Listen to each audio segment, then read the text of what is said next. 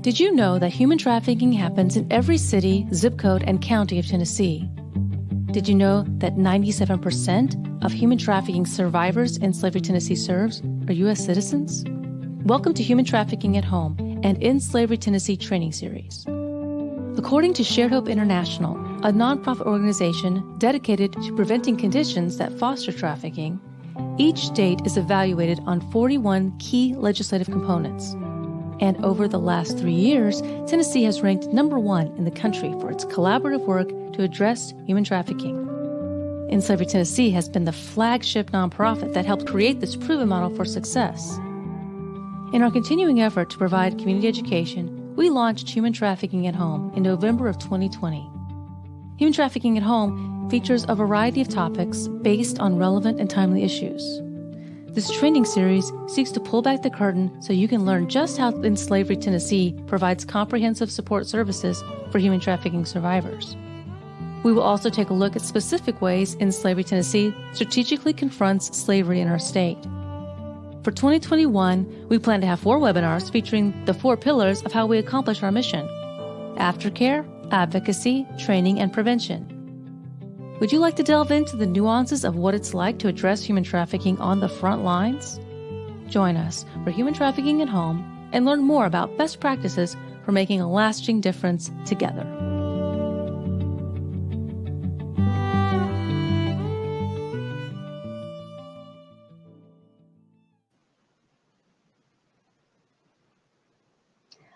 Good evening. My name is Stacy Elliott, and I am the Community Engagement Coordinator here at In Slavery Tennessee. And tonight I'm your host for this Human Trafficking at Home webinar. Tonight's topic is trauma-informed care. And during the next half hour, we have a superb panel here who will teach us more about trauma-informed care and why it's the cornerstone of In Slavery Tennessee's approach for survivor care and beyond. Not long ago, one of our panelists, Tracy Busse, led an exercise called Coping Skills for Trauma Survivors. And I was so impressed with this particular exercise that we did that I just thought we needed to illustrate it here tonight because it really shows some real ways of the things that we observe in working with survivors, what it really looks like. So our panelists will be going over that exercise together tonight, and it's really eye-opening. We will also review the 6 principles of trauma-informed care, and you will hear some more practical ways our In Slavery Tennessee professionals incorporate these principles. So thanks to everyone who has joined us here. And if you have questions throughout the presentation, please put them in the chat. And Caitlin Reed, our communication and events specialist, is behind the scenes managing all our tech, and she will be curating those questions for our Q&A at the end. So thank you, Caitlin. And now let's get started. So I would like for each of you to introduce yourself, talk about your title or your role of what you do with this work, and go a little bit about what you do. So let's start. Let's start with Tia. My name is Tia Bowden. I am the intervention coordinator at In Slavery Tennessee. I have been with In Slavery for about 2 years now, so a little bit. Mainly what I do is I answer our crisis line. So any call In Slavery gets about inquiring for services, that call comes to me. And also, most recently, I started doing trainings with other service providing agencies on what human trafficking is and how to respond if you have a client that you think may be trafficked. Yeah, thanks, Tia. How about you, Julia? Would you like to be next? Sure. I am Julia. I am the community response specialist, and I create and lead our survivor support groups. And I also do prevention and intervention work one-on-one with minors who either are at risk for trafficking or have confirmed being a part of trafficking. So that's just kind of one way we help them into our program and get them started with some trauma-informed care work. Thank you, Julia. So far, right? Really great panelists who know what they're talking about. And then finally, I've already mentioned a little bit about Tracy. So Tracy, will you tell us a little bit about what you do with us? Yeah, so I am a licensed professional counselor out of Georgia, and I do a lot of training and consultation with nonprofits that work with trafficking survivors, both nationally and internationally. I've been working with end slavery probably about 7 years now. I don't have the exact number, but I have loved working with this organization for as long as I've had, and got to meet the founder early on and before they even had residential. And it's been such a pleasure to see how this organization has grown and the way they love the survivors and all the successes that they're having. Yeah, you've been a big part of how we've been able to have those successes, because we've learned so much on how to respond well. Stuff that we're talking about tonight. So actually, as we're talking, I'm glad you could join us. As you know, human trafficking at home is one of the hallmarks of our comprehensive aftercare here. And so you've been providing all that training. Can you talk about what trauma-informed care is and why it's so important, Tracy? Yeah. So trauma-informed care is something that we do in organizations that is like, I always call it a top-down model, where from the very top of the organization all the way to the bottom, we acknowledge the strengths and the abilities of every single person that is a part of the organization. So all the way from founder, executive director, lead team, direct care, all the way down to the women and children or men that may be served. What we do is we acknowledge who they are, we understand their backgrounds, which means we look at their history of trauma and we understand how trauma impacts people. And then we have strategies that we're going to talk about later today that really impact the way a person feels safe within an organization, whether, again, they are somebody working for the organization or that they are somebody receiving care from the organization. And the goal is to create a space where people can thrive without being re-traumatized. Yeah, I like that you talk about how it permeates throughout the organization, because, I mean, it's in everything that we do. Yes. From the way that we even advertise. Our board members, we're training in trauma-informed care, and we'll be rolling out some things for trauma-informed care for volunteers. And even now, right, we're hoping to help the community understand. So do you have anything to add to that, Tia or Julia? And I think just kind of re-emphasizing that trauma-informed care is a part of everything that we do, and we approach every situation from a trauma-informed care standpoint.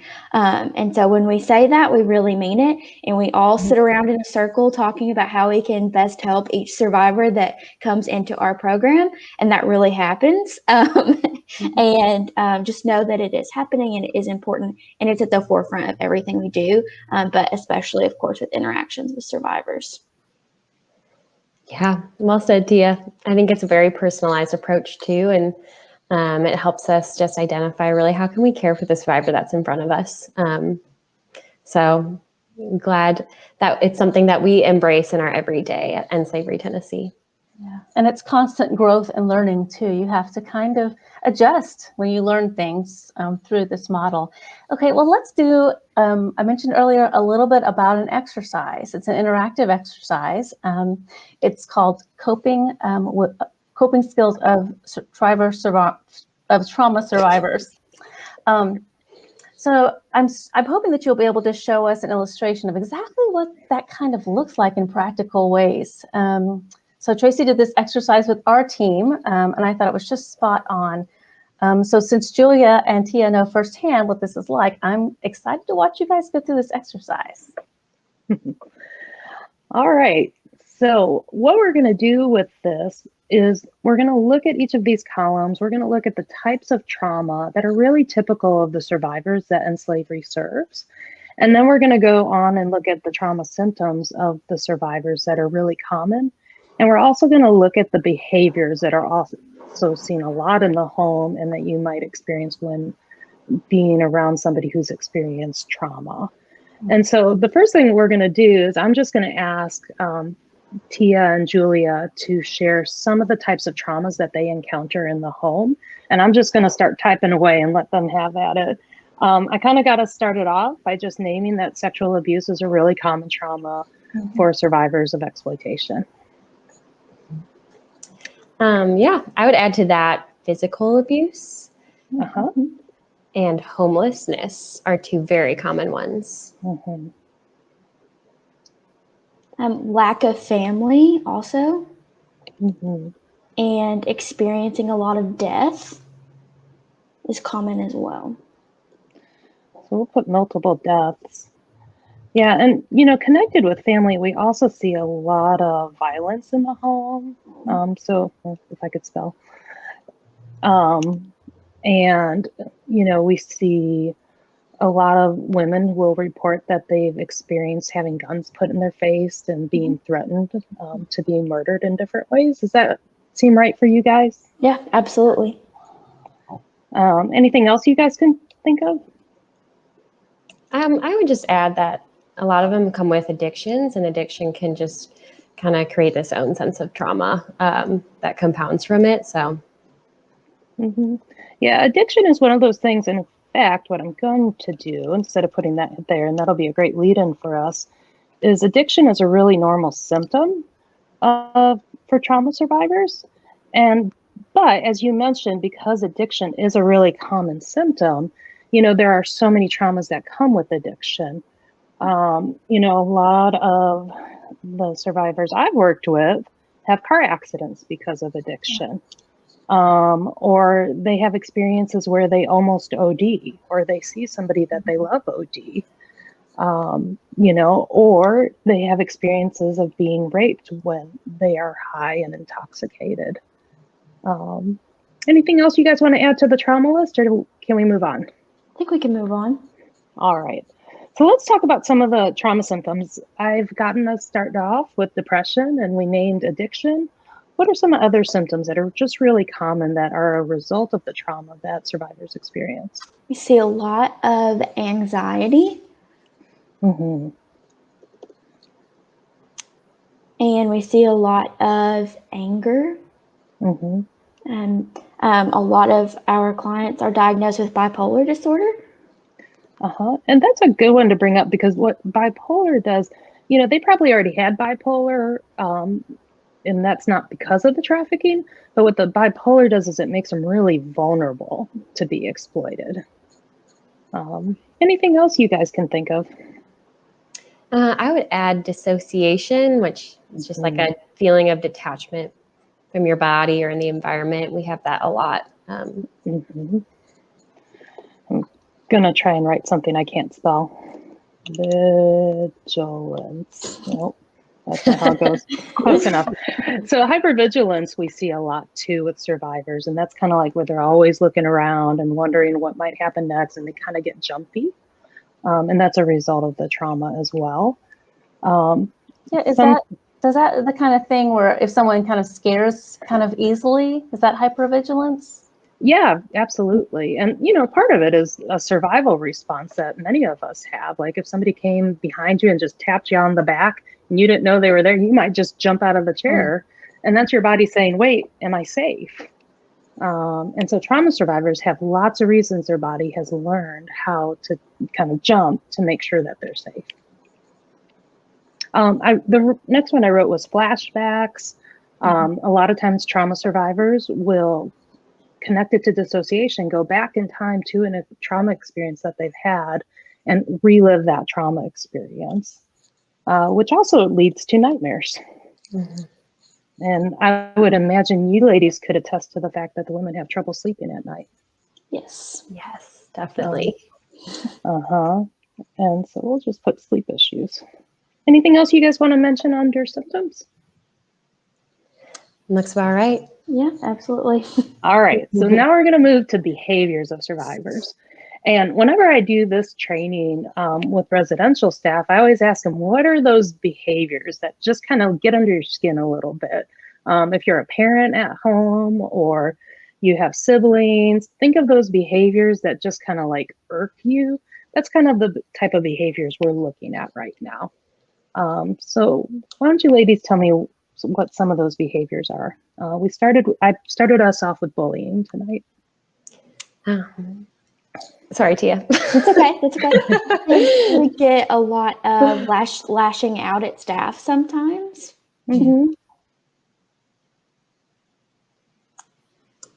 A lot of sleeping all day.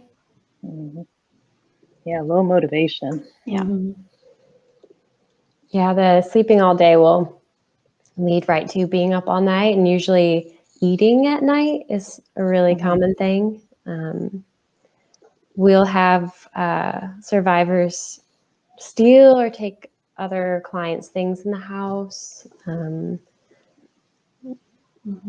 I'd also add withdrawing just in general.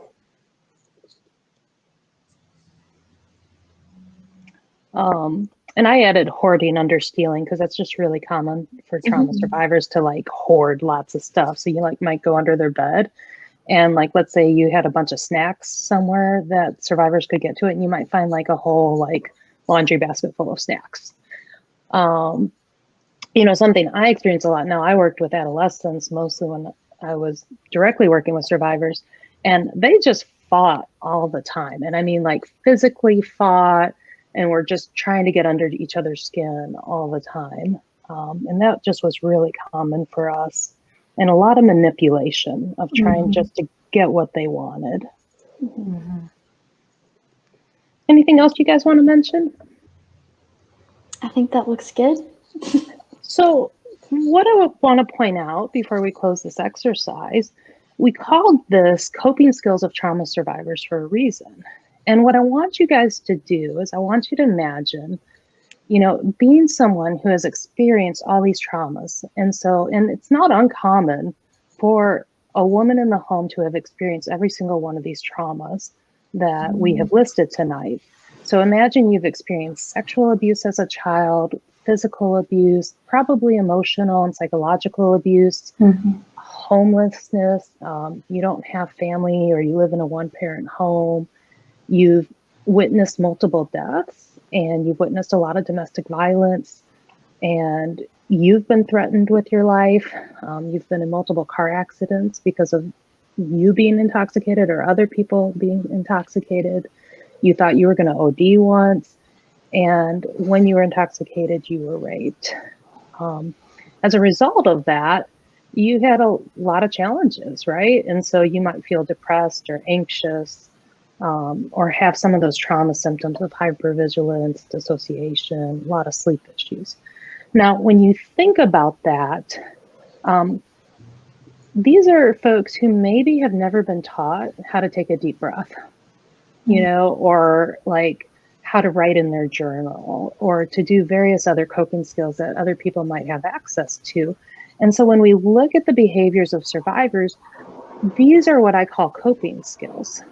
This is how they have learned how to cope with all the trauma that they've been through.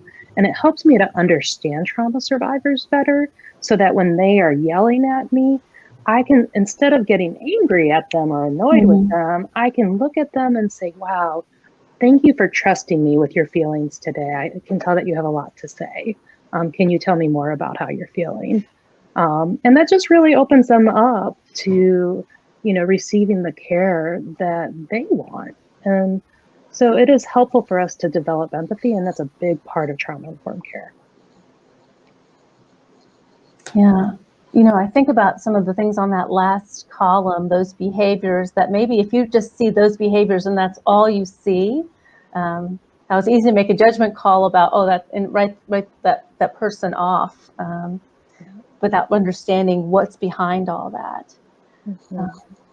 So I think that's really important. And I also wanted to say one thing, you know, because I do a lot of trainings in the community too, and I'm out there, and I think people have an impression sometimes that when someone is identified and is taken out of the trafficking world, that they may be so grateful and so excited to be free. And there's this impression that that's what it might look like. And I think the reality is quite a different picture. It's traumatizing to come out of one environment where you had like a pseudo family or something, and you did, that was just where you were, and to know, is it gonna get better or is it gonna be worse than where I left? So yeah. All right, so let's move on into the 6 principles of trauma-informed care. There they are, right there. 6 guiding principles. The first one is safety, and then trustworthiness and transparency, peer support, collaboration and mutuality, empowerment, voice and choice, cultural, historical, and gender issues. And I thought it would be helpful to hear how these principles work by telling a story about how you use these concepts. So I think Caitlin's going to get back to there we are. So the first one is safety, for instance. And I think Julia had a few things she wanted to say about safety.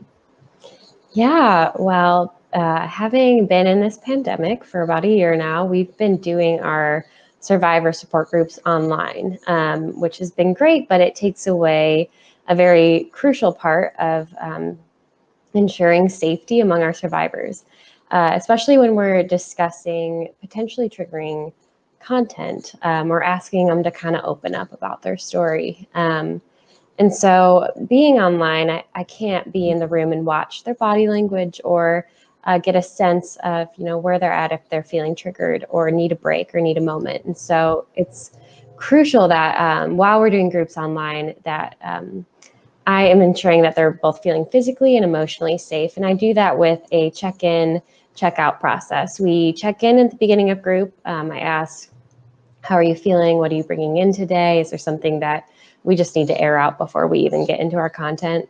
And then at the end of group, I check back in with them or check out and make sure that they are leaving group and signing off feeling emotionally and physically okay in their body. We talked about dissociation, making sure that they are feeling grounded and not detached from their environment and going off into their day, balanced.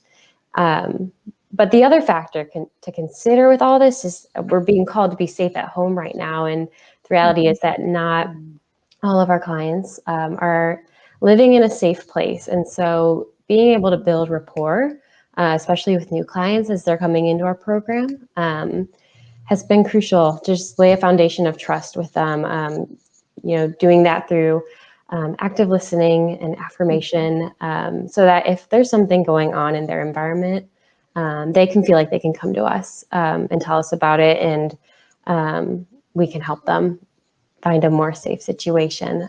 So I think those are two really important pieces. And without safety, we can't begin to do more of the deep trauma work. We need to make sure that the survivors are feeling safe, both emotionally and in their bodies. Yeah, I mean, how many of us take the idea of safety for granted? Unless you're in a trauma-filled environment, I think we sometimes do take it for granted that not everybody feels that way. And that reminds me, and I think it's something really important to know, Julia, what can people do right now if they feel unsafe or know someone they suspect might need help? Yes, I would encourage they call the human trafficking hotline, which is right there below. There will be someone ready to talk to you on the other line. It might just be one of us, actually. And there's also the mental health or mobile crisis hotline if you're in a mental health crisis, domestic violence hotline. There is a number to call if you can get away, make a phone call. There's someone ready to talk to you on the other line and get you help. Yeah, suicide hotline too. There's a lot of hotlines available for people in need.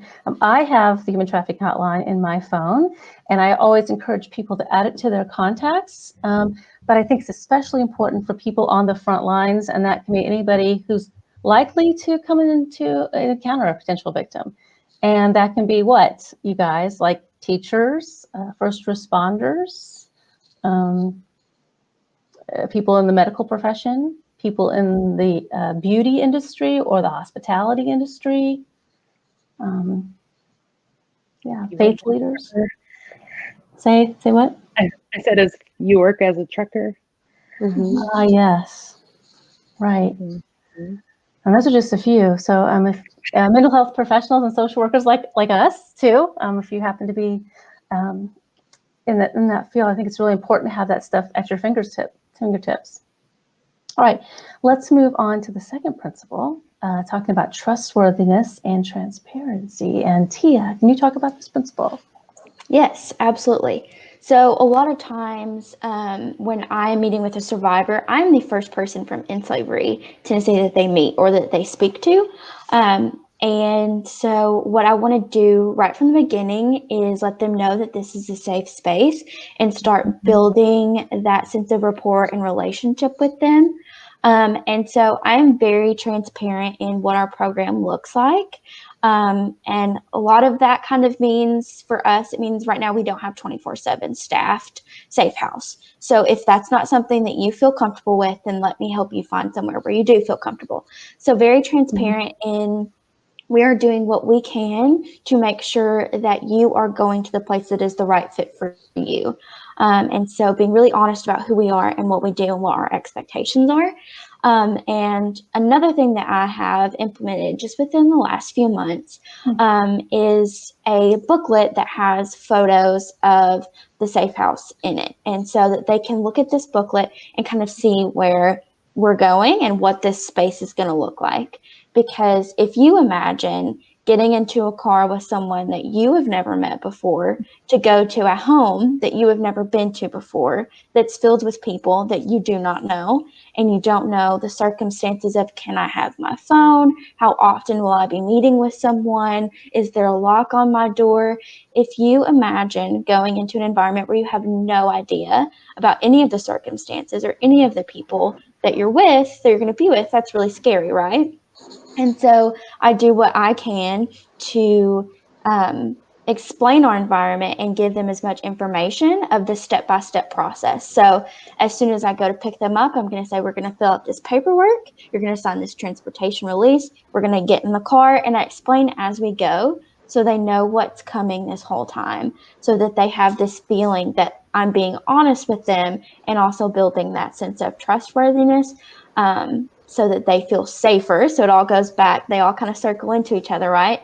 So that we can do what we can to make them feel safe and that they know everything that's going on and that they know that we're here for them. And if they're uncomfortable with something, I offer them to, you can tell me if you're uncomfortable and we can stop, we can do whatever you need to do.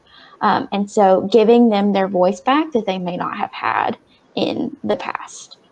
I do everything I can throughout our intake process to do that. And I know the rest of our staff does as well. Yeah, so right from the beginning, right from the very first moment, it starts. I love that. And setting the expectations, really, really important.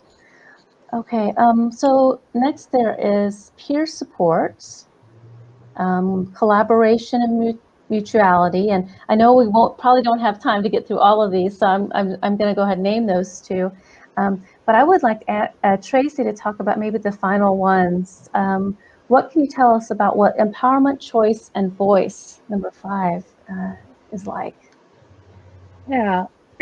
So empowerment, voice, and choice, it's just so important because when a person has been trafficked, their power has been taken away, their voice has been taken away, and they have no choices. They are forced to do whatever the bidding of their exploiter is.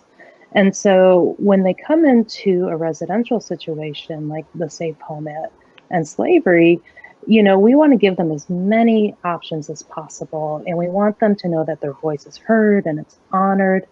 And that, they can be their own person and they can actually not have to put on a mask when they come in, but that their individuality will be seen.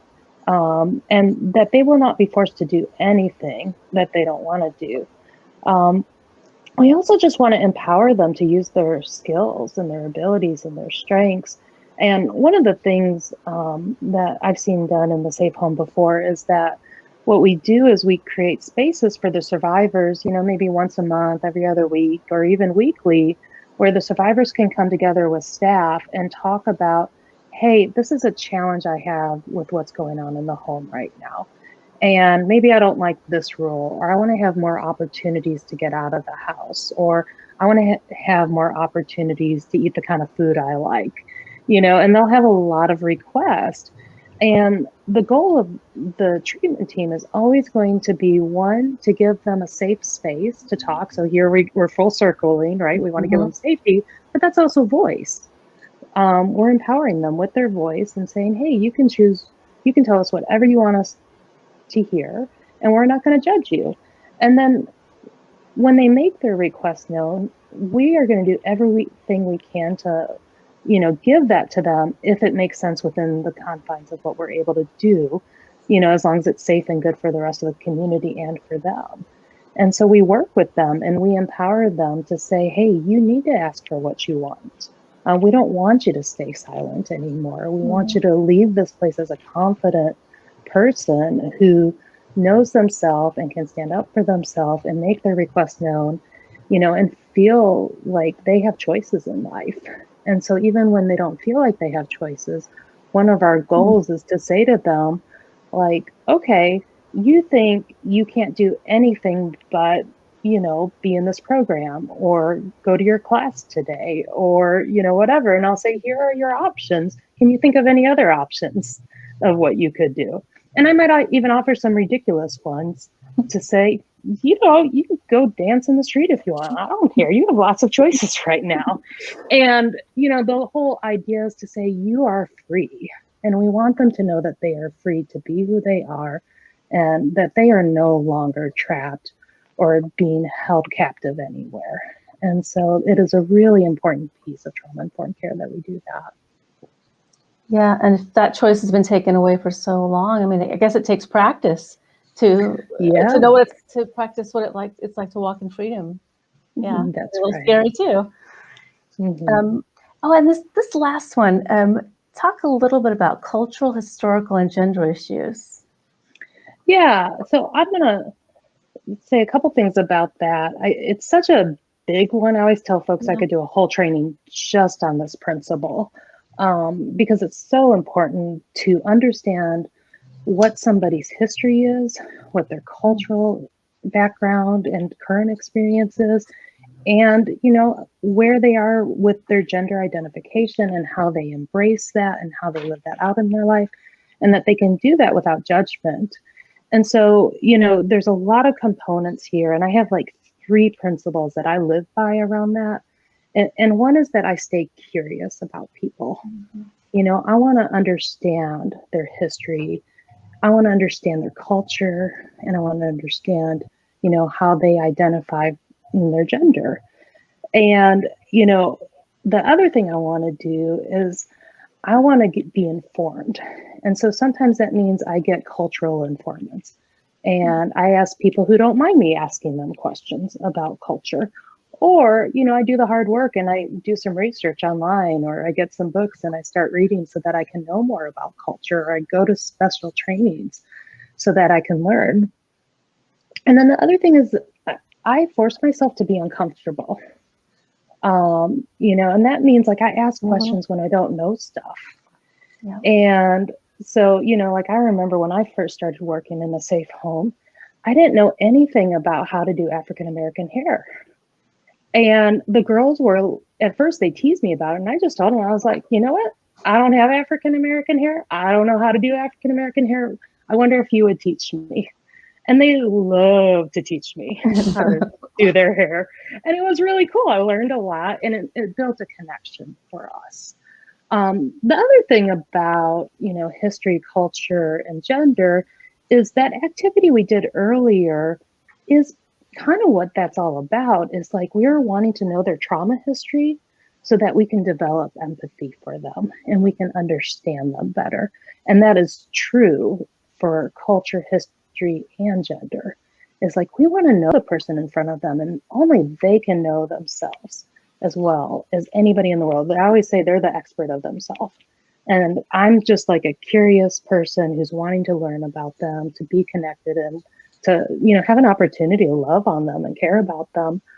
And I love to tell this story. And I will tell you guys, when I share stories about survivors, it's a mishmash of a lot of different people because I really like to protect survivors.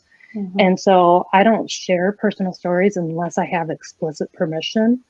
And even then, I'm really careful about that. But I want to tell this story just because it's a fun one and it is a mishmash of people.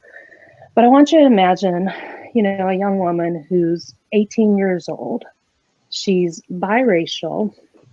She grew up in a single parent home, and she identifies as bisexual. And she was one of the first people in the program I worked for that got her high school diploma.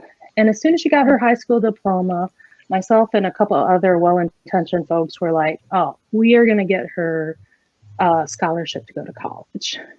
And so we worked it and we got people to donate for a college scholarship. We got the scholarship for the first year. We got her all set up in school. She got sent off to college. And about, 8 weeks, probably 6 weeks into school, I called her and I was like, hey, how's it going? She's like, I don't know. I'm running out of money and I'm starving. Oh, well, why are you starving? And she's like, well, I have to like buy all my food and ramen only goes so far, And so then I just said to her, I was like, well, what about the cafeteria? You got a meal plan. And she's like, well, I don't know where that is. Oh, would you like to know where that is? And she's like, well, yeah, that'd be great. And then I asked her, well, how are your classes going? Well, I don't go to class. Why don't you go to class? I don't know where they are. Mm-hmm. And, long story short, I went down there, we got to spend some time together and I learned a few things from this experience, y'all. One is she had no concept of what college was because that wasn't part of her history or background. And so, she had no idea like how to attend classes, how to find out how to attend classes. She didn't have the social skills to ask people, where do I go? What do I do? And then on top of all of that, I come to find out, she's like, yeah, I never actually really wanted to go to college. I wanted to be a mechanic. Oh, well, sure, you can be a mechanic. I love that you want to be a mechanic. And so, she ended up dropping out of school, and we helped to get her set up to get the skills she needed to be a mechanic. And that was the route she went with her career. And it was really awesome for her. And I just learned from that situation, like I was pushing my ideals and my culture and my belief system on her, and I was not being aware. And it really taught me to say, hey, they know what they want to do. They know what they would enjoy. And I need to ask more questions and I need to listen more than I talk, is really what I learned from that.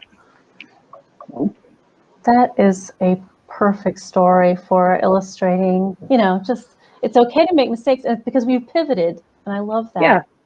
There's one more thing I want to just say before we get to the questions, the Q&A section, and that is all of the stuff you talked about. It's very, there's a lot of skills involved in this, and you guys have been well trained, but I also wonder about the secondary trauma. And I happen to know, and I think it's one of our best things that we do at In Slavery Tennessee is that our whole staff has availability for counseling, and it's encouraged and it is supported financially so that you can maintain yourselves as you deal with all of these heavy issues. So I just think that's a really good thing that we do. Well, do we have any questions, Caitlin, at this point? I don't see that we're having them come up. Maybe we're having a little trouble with that, but. Well, let's see. Okay, so it doesn't look like we have any questions. Either that we're just really that good. It's all done. We've done it, you guys. Well, I know it's very difficult to do this large of a topic without with such a small amount of time. So what we've done is I have an intern who's helped me. Thanks, Allie. We've developed some resources so that you can have some information so you can practice the trauma-informed principles. I know that Tracy one time said, if the whole world practiced trauma-informed care, what a world this would be. So we have a worksheet PDF on our website at enslaverytn.org, where you can get these principles and help apply them in your life, some practical ways that you can practice trauma-informed care. So I want to thank you guys for participating and thank you for being part of this. Oh, wait, Caitlin says there's a question. Oh, let's hear it. How many survivors have been placed in jobs? Oh. Well, I guess I can answer that. So how are survivors placed in jobs? Well, we work with them, or they work through groups or our resources in the community to learn how to build resumes and how to use the skills that they may not feel like are applicable to jobs, and kind of work through all of that and say, how can we transfer this into something that you would like doing and get you to that point?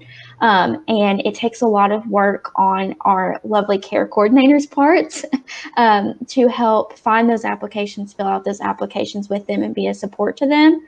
And so it's a lot of responsibility on the survivors' end, but us walking alongside them in that process to get to do what they want to do or to find a job. And so it is a little bit of a process, and kind of learning how to transfer those skills that they have into something they can use every day in the workforce.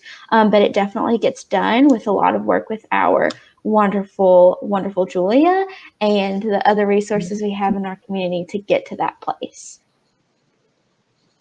Yeah, what you're not seeing are some of the rest of our staff who are the care coordinators who work directly also with building these plans. And sometimes it starts with a GED, and sometimes it starts with other types of professional education based on their interests and that kind of thing. And sometimes there are barriers to getting the jobs too that are unseen. And one is I don't think we talked about this, but often our survivors come with more than one type of criminal record thing on their record, and so that can be a barrier for them to find employment if that's but there are some employers who do employ people with that kind of record. Okay, well, let's see. I think we are coming to an end. This is a shorter segment than this is a 45-minute program, so we're about at our end. So I would like to thank everyone for participating. Thank you, Tracy. Thank you, Julia. Thank you, Tia, for coming aboard this evening. And thank you for all who are watching and participating. We really appreciate that. Oh, Caitlin, can't forget Caitlin behind the scenes. Thank you, everybody, and I hope you have a good night.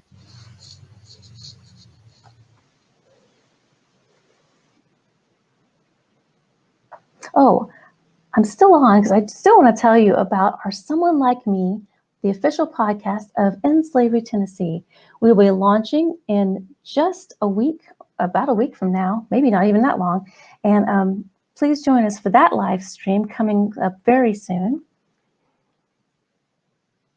And then in April, you can join us for the No Show Ball Brunch, where we will be delivering a meal to you, and you can watch another one of the human trafficking at home segments that will be featured as part of this day, and it's the advocacy edition. So you can learn a little bit more about how we do advocacy.